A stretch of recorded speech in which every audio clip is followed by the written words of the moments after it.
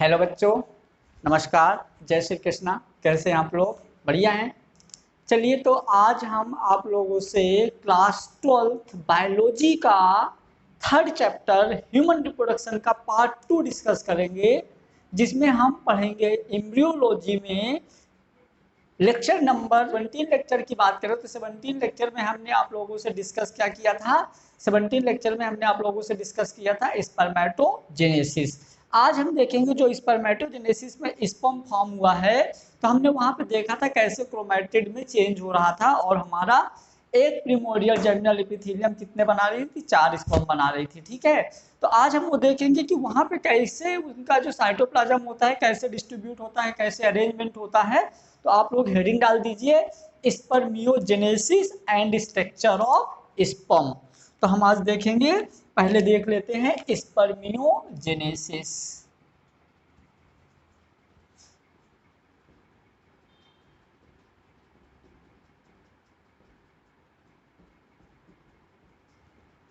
आज हम आप लोगों से डिस्कस करेंगे स्पर्मियोजेनेसिस, जो कि प्रोसेस सेमनीफेरस ट्यूब्यूल्स में होती है। कहाँ होती है? सेमनीफेरस ट्यूब्यूल्स में होती है। तो सेमनीफेरस ट्यूब्यूल्स का जो स्पर्मेटिड से हम अपन डिस्कस करेंगे यहाँ पे। प्रिमोर्डियल जर्मिनल एपिथेलियम सेल के बाद जो हमारा स्पर्मेटिड बना था हैप्लॉन्टिक यानी प्राइमरी स्पर्मेटोसाइट के बाद सेकेंडरी स्पर्मेटोसाइट, फिर हमारा जो बना था स्पर्मेटिड।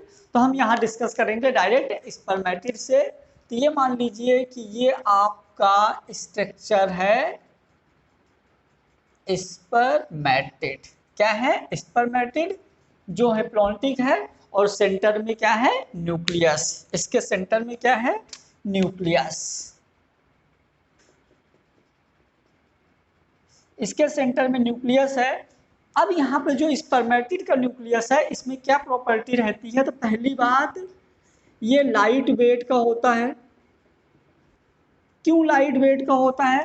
क्योंकि इसके अंदर का न्यूक्लियोप्लाज्म और इसके अंदर का न्यूक्लियोप्लाज्म और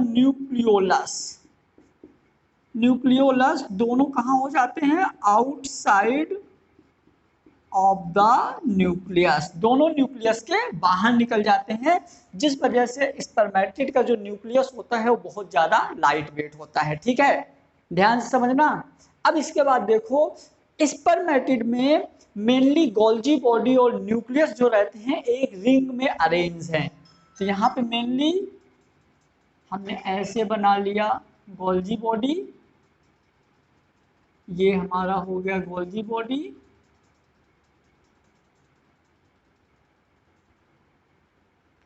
और बीच बीच में हमने बना दिया माइटोकॉन्ड्रिया।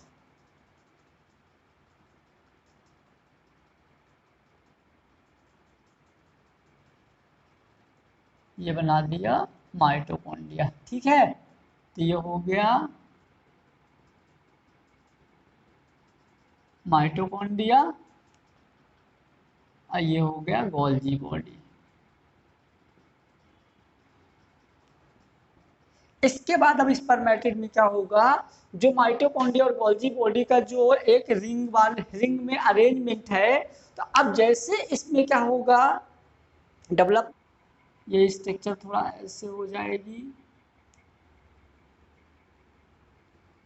ये ऐसे हो गई। इसके ऊपर अरेंज हो जाएंगे गोल्जी बॉडी। ठीक है, यहाँ इसके ऊपर एक रिंग में अरेंज हो जाएंगे गोल्जी बॉडी। गोल्जी बॉडी के ऊपर यहाँ ट्राइंगल शेप में हो जाएगा क्या? न्यूक्लियस। ठीक है, उसके बाद यहाँ पे नीचे हो जाएंगे माइटोकॉन्ड्रिया। नीचे क्या होगा इसके? माइटोकॉन्ड्रिया, है ना। ये हो गया गोल्जी बॉडी, ये हो गया माइटोकॉन्ड्रिया, ये हो गया न्यूक्लियस।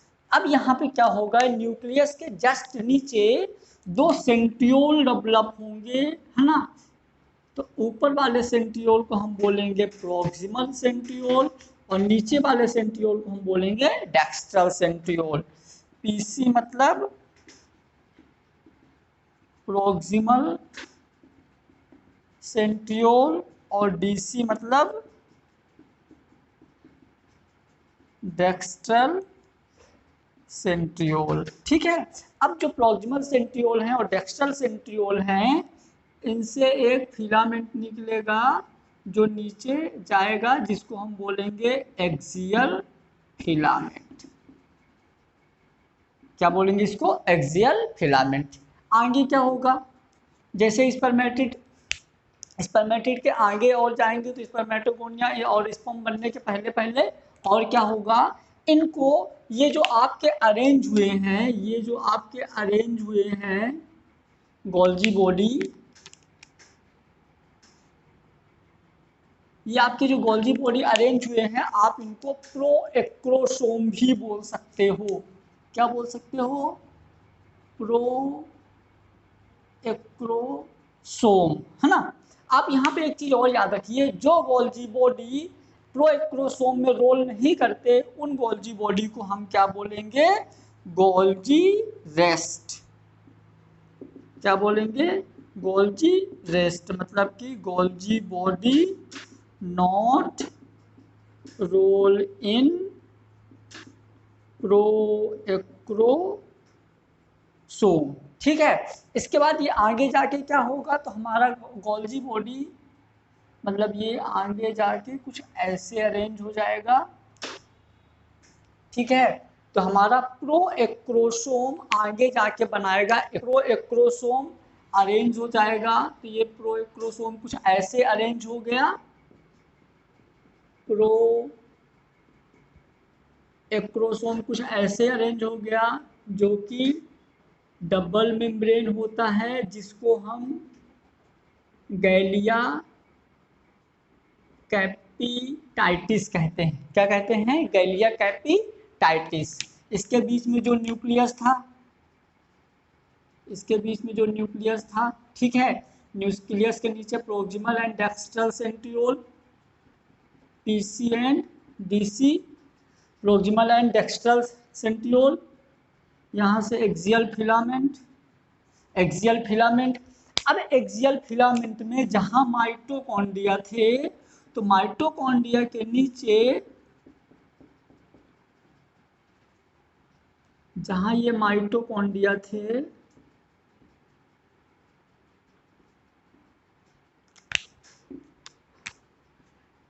माइटोकॉन्ड्रिया के नीचे एक रिंग का रिंग अरेंजमेंट हो जाती है, जिसको हम बोलते हैं एनुलस।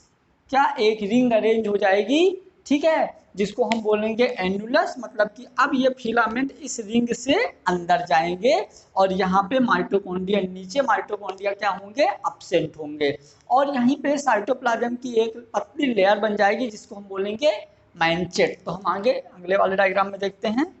पार्ट में जाने से रोकता है।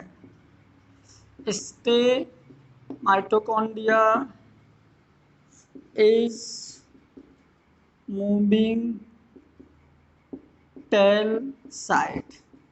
ये माइटोकॉन्ड्रिया को टेल के साइड में इधर साइड जाने से रोकता है माइटोकॉन्ड्रिया को। ठीक है, तो ये हो गया हमारा प्रोक्रोसोम वाला। अब इसके बाद कौन सा स्ट्रक्चर आएगा, तो यहाँ तक आप नोट कर लीजिए, इसके जस्ट बाद की हम इधर ड्रॉ करते हैं, है ना। चलिए,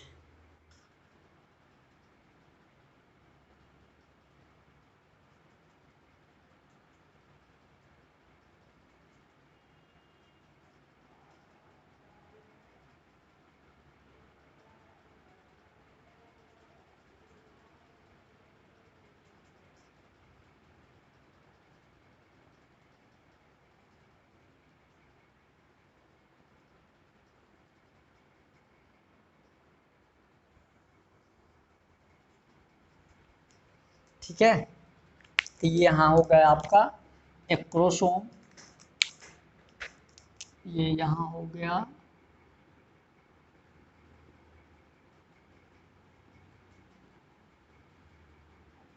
एक्रोसोम,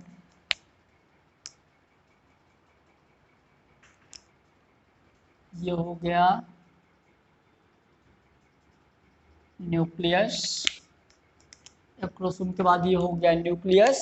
न्यूक्लियस के जस्ट नीचे रहेगा प्रोक्सिमल सेंट्रियोल, प्रॉक्सिमल सेंट्रियोल, और प्रॉक्सिमल सेंट्रियोल के 90 डिग्री के एंगल में रहेगा डेक्स्ट्रल सेंट्रियोल। ठीक है, तो यहीं पे रहेगा डेक्स्ट्रल सेंट्रियोल। इसके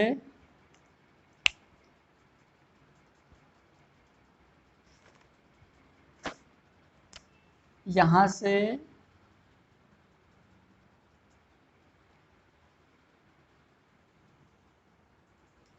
फिलामेंट के चारों side solid rod like structure निकलेंगी।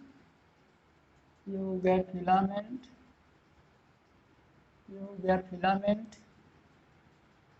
यहाँ होगा माइटोकॉन्ड्रिया, यहाँ होगा माइटोकॉन्ड्रिया, एक्सोनेमा, अरेंजमेंट 9+2 मतलब 9 सॉलिड पार्ट 2 फिलामेंट। ये है माइटोकॉन्ड्रिया, ये है माइटोकॉन्ड्रिया, ये यहाँ पे रहता है एनुलस, ये वाला पार्ट रहता है एनुलस।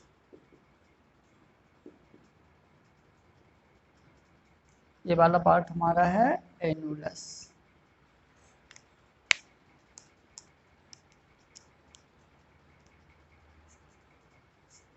चलिए, ये हो गया हमारा। अब इसके बाद हम देखेंगे इसमें और क्या अच्छा डेवलपमेंट होता है। मतलब कि जैसे ये हमारा एक्रोसोम हो गया, ये न्यूक्लियस हो गया, ठीक है। न्यूक्लियस के नीचे रहता है प्रॉक्सिमल सेंट्रियोल, उसके नीचे रहेगा डेक्स्ट्रल सेंट्रियोल। प्रॉक्सिमल और डेक्स्ट्रल सेंट्रियोल दोनों एक दूसरे के 90 डिग्री के एंगल में रहेंगे। अब हम देखेंगे कि ये कंप्लीट यानी कि मैच्योर स्पर्म कैसे फॉर्म करेगा, ठीक है। तो इसमें और कैसे और अच्छा कैसे स्पर्म फॉर्म होगा, तो वो चीज़ हम देखेंगे। तो इससे भी हम जो मैच्योर स्पर्म बनाएंगे, एक्रोसोम बना दीजिए।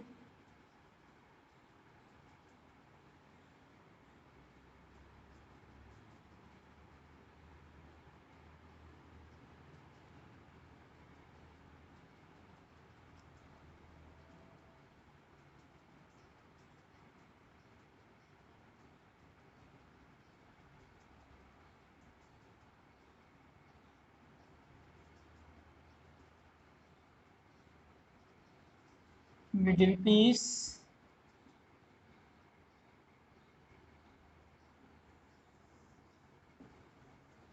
मिडिल पीस के बाद टेल वाला पार्ट बना दीजिए। टेल वाला पार्ट हो गया, ठीक है। चलिए, यहाँ एक्रोसोम था,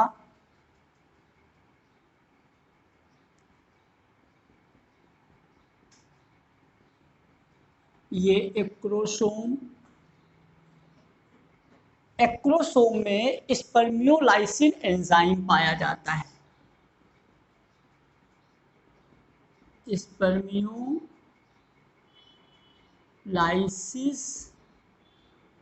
एंजाइम पाया जाता है एक्रोसोम में, ठीक है ना।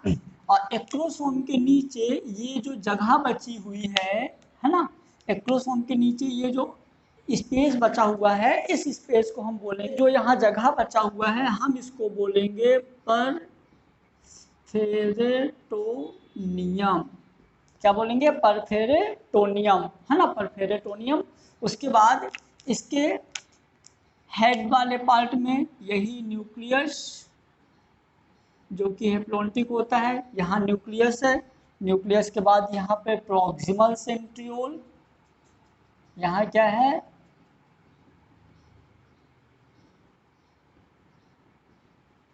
Proximal centriole. प्रॉक्सिमल सेंट्रियोल के बाद यहाँ जो डेक्स्ट्रल सेंट्रियोल था,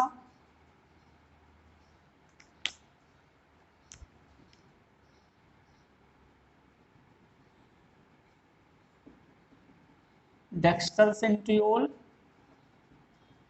ठीक है। यहाँ पे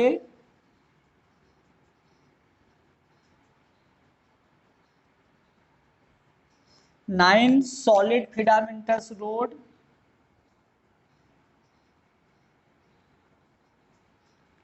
इसके अंदर दो दो एक्सियल फिलामेंट, दो एक्सियल फिलामेंट, यहाँ पे जो एनुलस है ना, जो कि माइटोकॉन्ड्रिया को नीचे नहीं जाने देता, ये एनुलस है। इसके यहाँ माइटोकॉन्ड्रिया मिडिल पीस में माइटोकॉन्ड्रिया,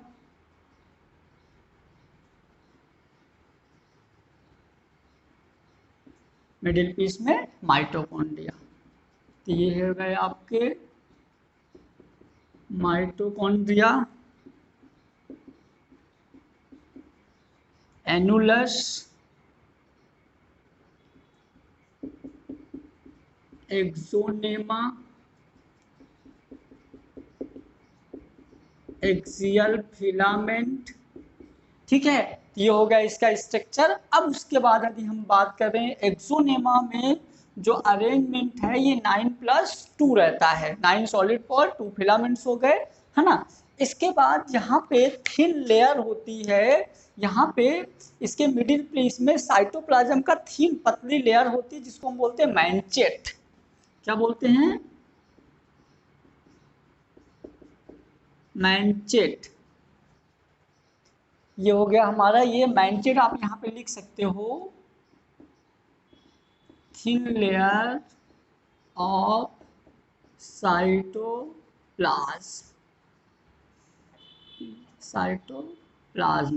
आप याद रखिए ये जो हमारा एक्सोनेमा फॉर्म होता है ना, ये डेक्स्टर न्यूक्लियस, जो हमारा एक्सोनेमा बना है, जो एक्सोनेमा बनता है ना, dexter nucleus, axonema form by dextral nucleus, है ना, sorry dextral centriole, axonema form by dextral centriole. अब हम देखेंगे जो इसका टेल वाला पार्ट है। देखिए यदि आप देखो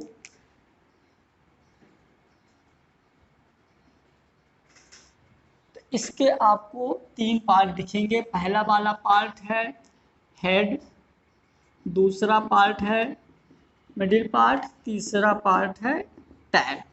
अब जो इसका टेल वाला पार्ट है बेटा वो 2 में अरेंज रहेगा। ठीक है, टेल वाला पार्ट 2 में अरेंज रहेगा, मतलब टेल वाले पार्ट के इसके 2 पार्ट रहेंगे, एक प्रोक्सिमल एक डेक्स्ट्रल। क्या होगा? एक प्रोक्सिमल एक डेक्स्ट्रल।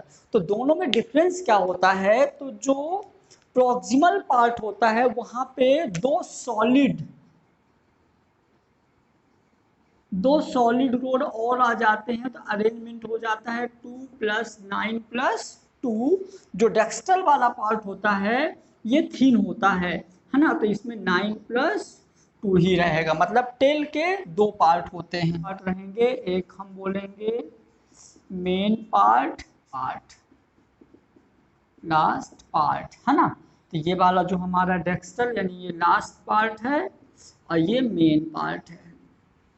ठीक है, अब जो हमारा मेन पार्ट हो फाइबर, यहाँ पे होगा ये ब्रॉड होगा,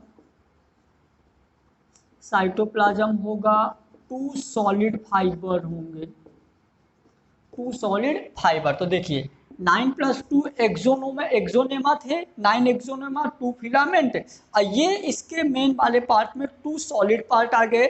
यहाँ पे 2 सॉलिड पार्ट, ये नैरो होगा, साइटोप्लाज्म एब्सेंट होगा, और यहाँ पे 2 सॉलिड पार्टिकल भी एब्सेंट होगा, 2 सॉलिड फाइबर भी एब्सेंट होंगे, है ना। 2 सॉलिड फाइबर भी एब्सेंट होंगे इसके डेक्स्ट्रल पार्ट में। तो ये हो गया हमारा कंप्लीट स्पर्म। ठीक है, तो कंप्लीट स्पर्म में आप याद रखिए ऊपर टिप में एक क्रोमोसोम है जहाँ पे स्पर्मियोलाइसिन एंजाइम पाया जाता है। ठीक है, जो कि एग से टकराने पर स्पर्मियोलाइसिन एंजाइम पाया जाता है जो एग से टकराने पर एक्रोसोमल रिएक्शन करता है और एग की वॉल को, मेम्ब्रेन को यहाँ पे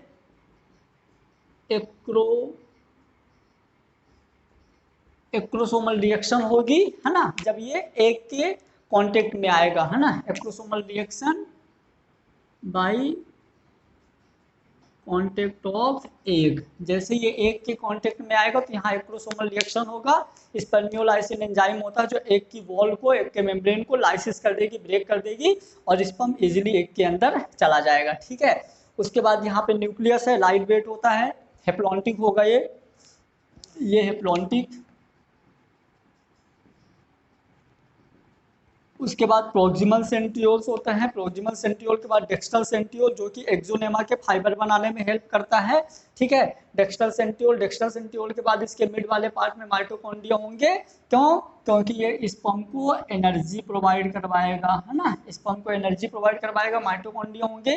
अब यहाँ पे कहीं कहीं बीच बीच में साइटोप्लाज्म का बहुत थोड़ा थोड़ा क्वांटिटी बढ़ जाता है और एक वो थिन लेयर फॉर्म करता है। क्या करता है? थिन लेयर फॉर्म करता है, जिसको हम बोलेंगे क्या? मैंचेट। क्या बोलेंगे?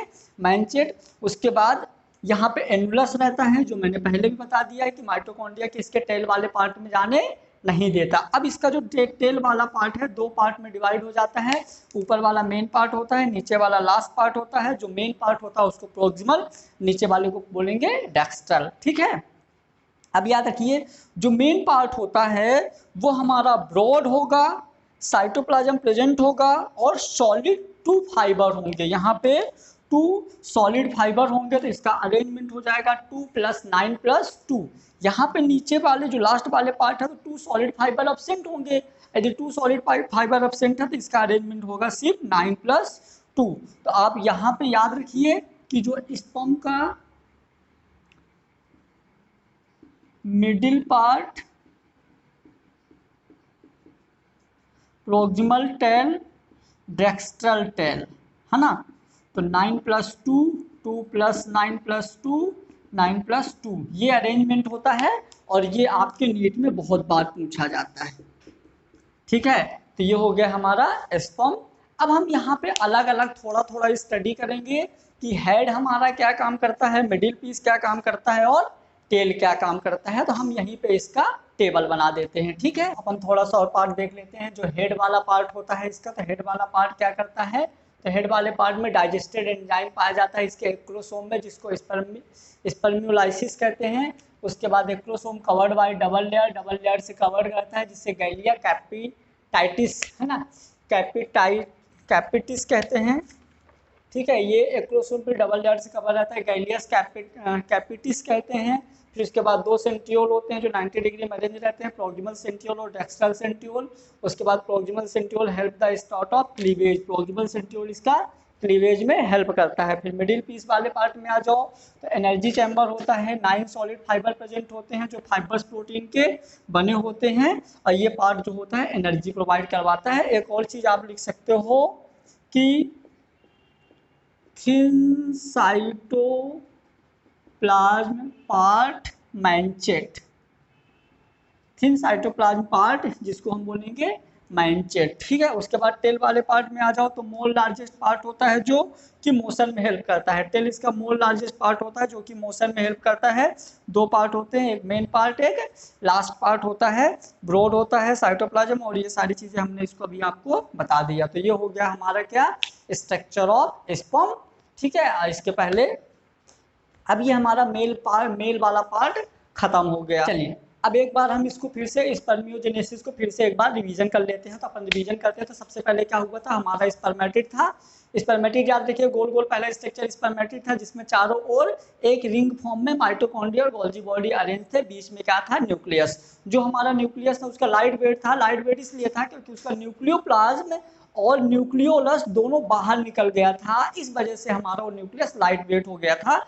उसके बाद उसमें क्या हुआ, स्पर्मेटिड में अरेंजमेंट हुआ, एक देखिए हो गया ट्राइंगल लाइक स्ट्रक्चर बना था, जहाँ पे ऊपर गोल्जी बॉडी अरेंज होके प्रोएक्रोसोम फॉर्म कर रहे थे, बीच में ट्राइंगल शेप में न्यूक्लियस हो गया था। न्यूक्लियस के बेसल यानी below the nucleus 2 centriole arrange हो गए थे, जिनको हम एक को बोलेंगे प्रोक्सिमल सेंट्रियोल, दूसरे को बोले थे डेक्स्ट्रल सेंट्रियोल। आगे चल के जैसे डेवलप हुआ तो जो हमारे गोल्जी बॉडी थी, गोल्जी बॉडी के जो लेयर था वो बना दिया था प्रोएक्रोसोम। और एक चीज, जहाँ पे जो गोल्जी बॉडी यहाँ पे प्रोएक्रोसोम बनाने में रोल नहीं कर रहे थे उन गोल्जी बॉडी को हम बोल रहे थे क्या? Rest Golgi. क्या बोल रहे थे? Rest Golgi. उसके बाद जो रोल कर रहे थे वो क्या थे? हमारे प्रोएक्रोसोम। ठीक है, न्यूक्लियस के बाद प्रोक्सिमल सेंट्रियोल, डेक्स्ट्रल सेंट्रियोल से एक फिलामेंट निकला था जिसको हम बोले थे एक्सियल फिलामेंट।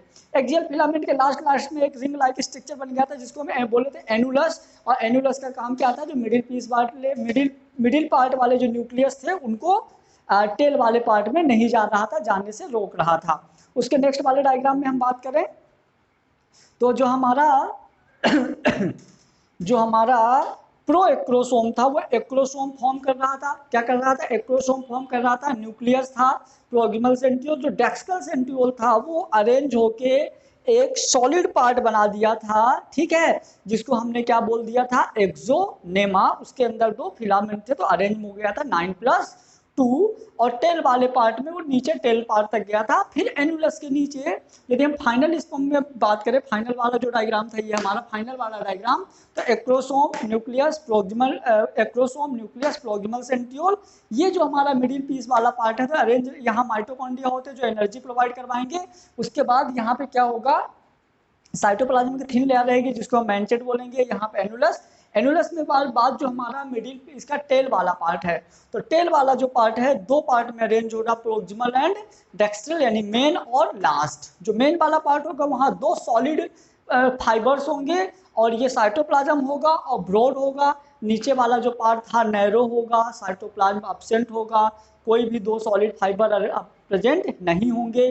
तो ऊपर वाले का अरेंजमेंट हो जाएगा 2 + 9+2, नीचे वाले का अरेंजमेंट हो जाएगा 9+2, मिडिल पीस वाले का हो जाएगा 9+2।